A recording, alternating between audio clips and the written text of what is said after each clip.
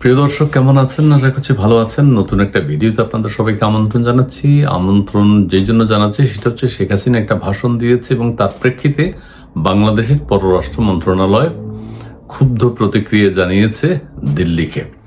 আচ্ছা, শেখ হাসিনা ভাষণ দিয়েছেন আমরা সবাই জানি, আপনারা সবাই জানেন, এবং সেই ভাষণ দেয়াকে নিয়ে কিন্তু গত কয়েকদিন বাংলাদেশের পররাষ্ট্র মন্ত্রণালয়, ভারতের পররাষ্ট্র মন্ত্রণালয় চিঠি চালাচালি হয়েছে বা বাক্য বিনিময় হয়েছে। তো বাংলাদেশও বারবার অনুরোধ করেছে যে শেখ হাসিনাকে যাতে বক্তব্য প্রদান করতে দেয়া না হয়।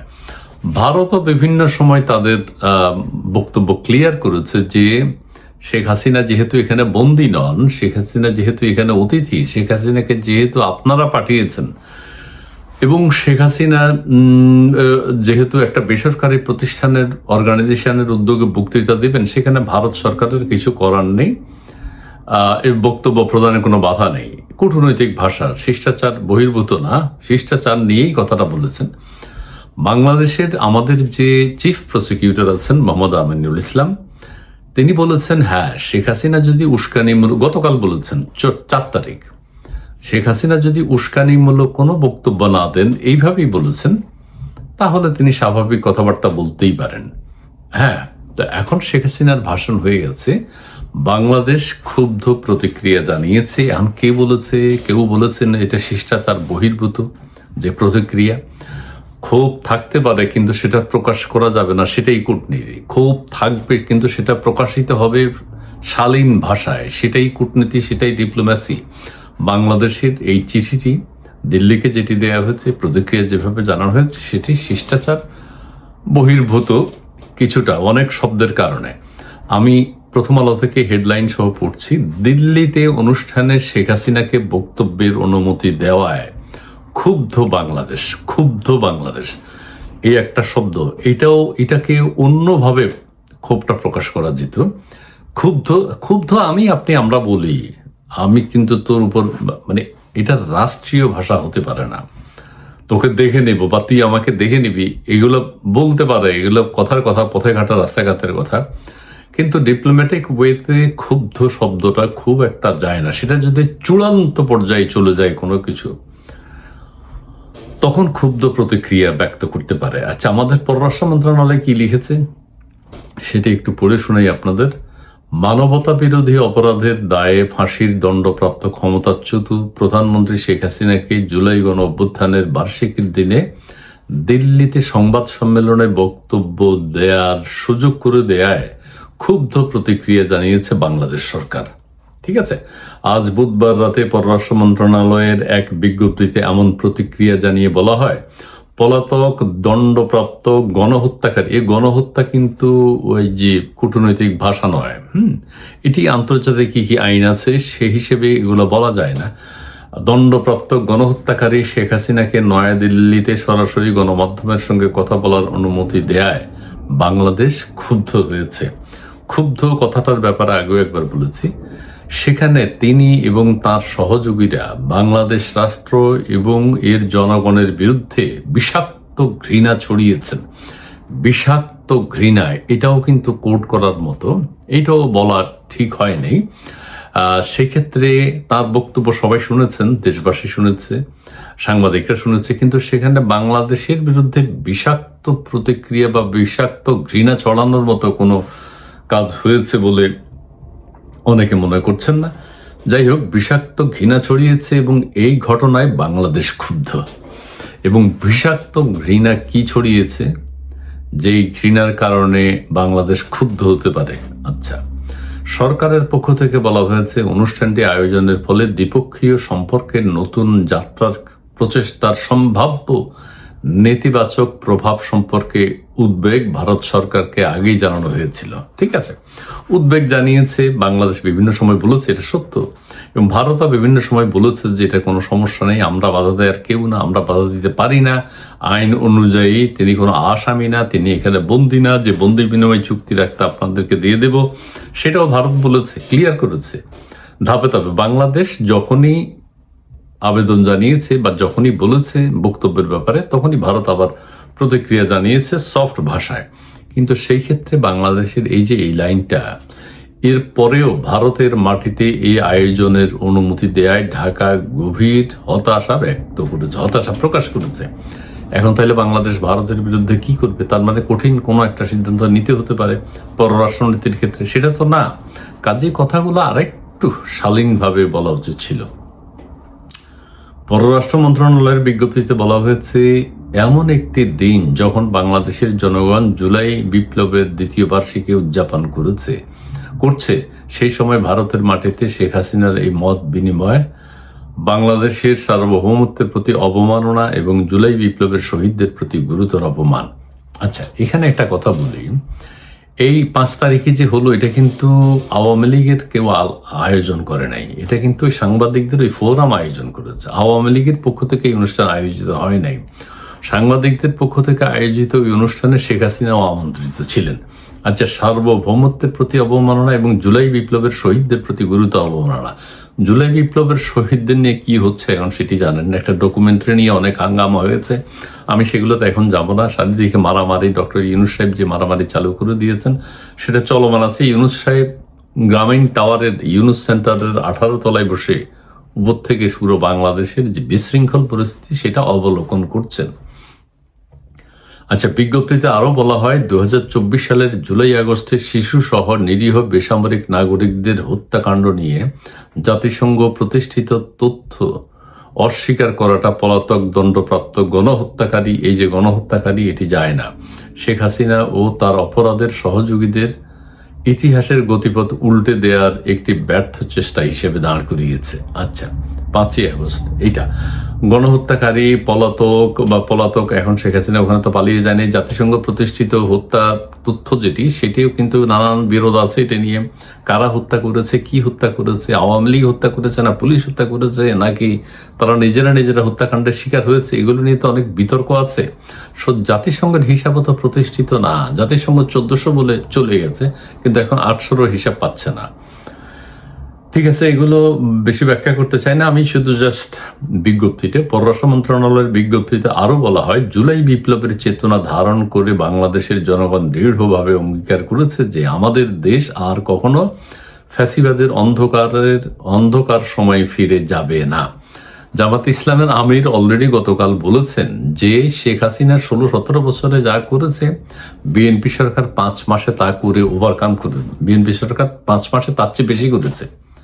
ফ্যাসিজম, স্বৈরাচারী, খুন, জখম, জামাতের আমির গতকালের পত্রিকায় দেখবেন তিনি প্রতিষ্ঠা মাসে 2 বছর পূর্তি উপলক্ষে তিনি বলেছেন যে ফ্যাসিবাদের সকল ধারণা বর্তমান সরকার পাল্টে দিয়েছে এবং আওয়ামী লীগ 15-16 বছরে যা করে নাই বিএনপি তার চেয়ে বেশি করছে। এটা কিন্তু জামাতের আমির অলরেডি বলে ফেলেছেন।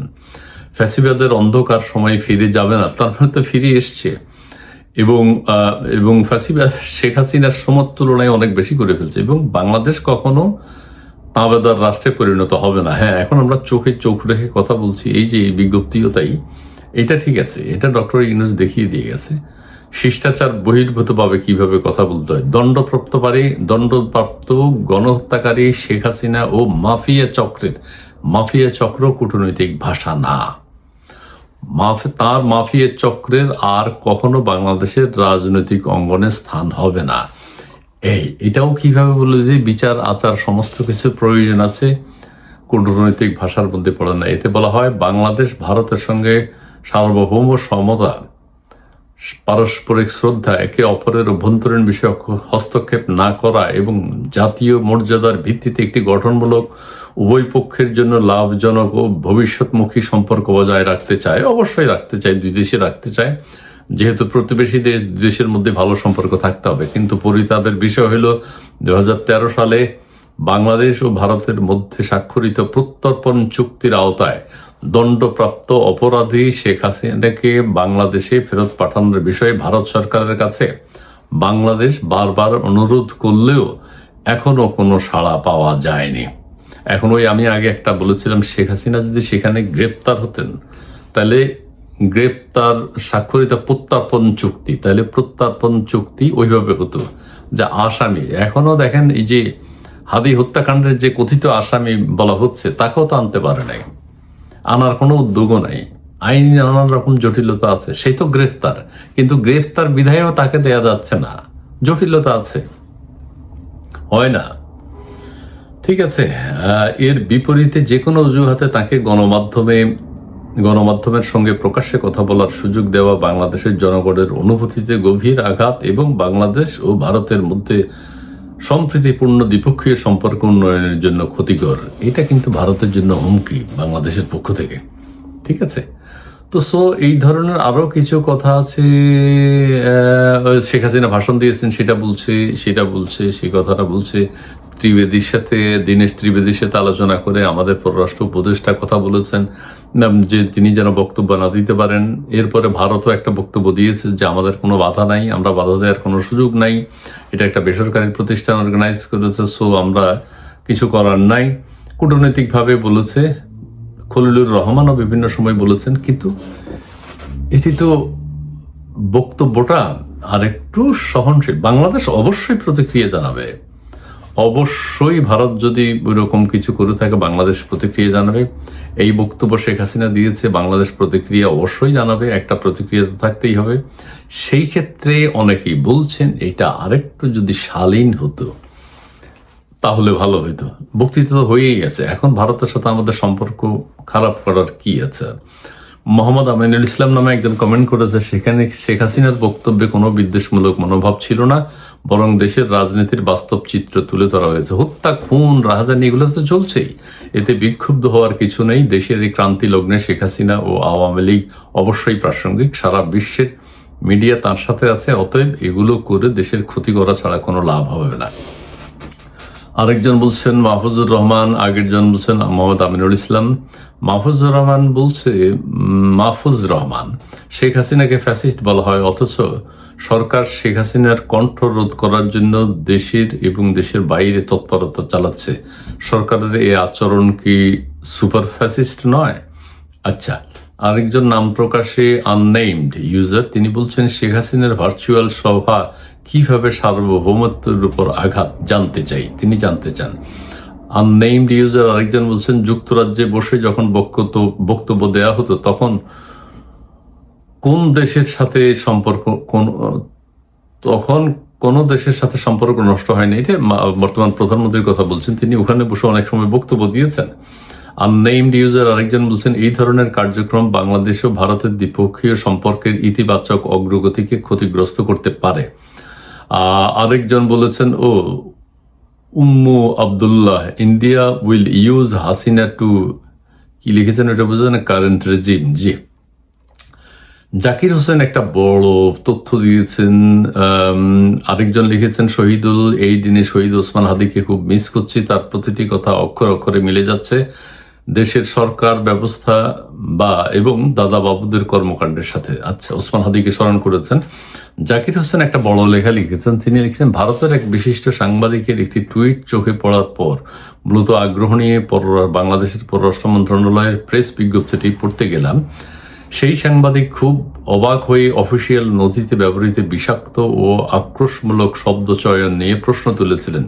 পুরো ড্রাফটটি পড়ার পর যে কোনো সচেতন মানুষই অনুধাবন করতে পারবেন আমাদের কূটনৈতিক পেশাদারিত্ব আজ কতটা তলানিতে গিয়ে কূটনৈতিক স্ট্যান্ডার্ডের চরম লঙ্ঘন ভারতীয় এই সাংবাদিক যথার্থই তুলে ধরেছেন আঙ্গুল দিয়ে। তিনি বলছেন যে একটি রাষ্ট্রের পররাষ্ট্র মন্ত্রণালয়ের প্যাডে যেভাবে মাফিয়া, ভেনোমাস কিংবা জেনোসাইড আর এর মতো রাজপথের অ্যাক্টিভিস্ট মার্কা শব্দ ব্যবহার করা হয়েছে তা আন্তর্জাতিক ডিপ্লোম্যাটিক কোডের সম্পূর্ণ পরিপন্থী, আইনের অজ্ঞতা জাহির। 1948 সালে জাতিসংঘ সনদের আন্তর্জাতিক সংজ্ঞা অনুযায়ী কোনো জাতি বা ধর্মীয় গোষ্ঠীকে নিশ্চিহ্ন করার উদ্দেশ্য ছাড়া জেনোসাইড বলা যায় না। কোনো জাতি বা ধর্মীয় গোষ্ঠীকে নিশ্চিহ্ন করার উদ্দেশ্যে যে ঘটনা ঘটে সেটাই জেনোসাইড, কিন্তু এটাকে জেনোসাইড বলা যায় না।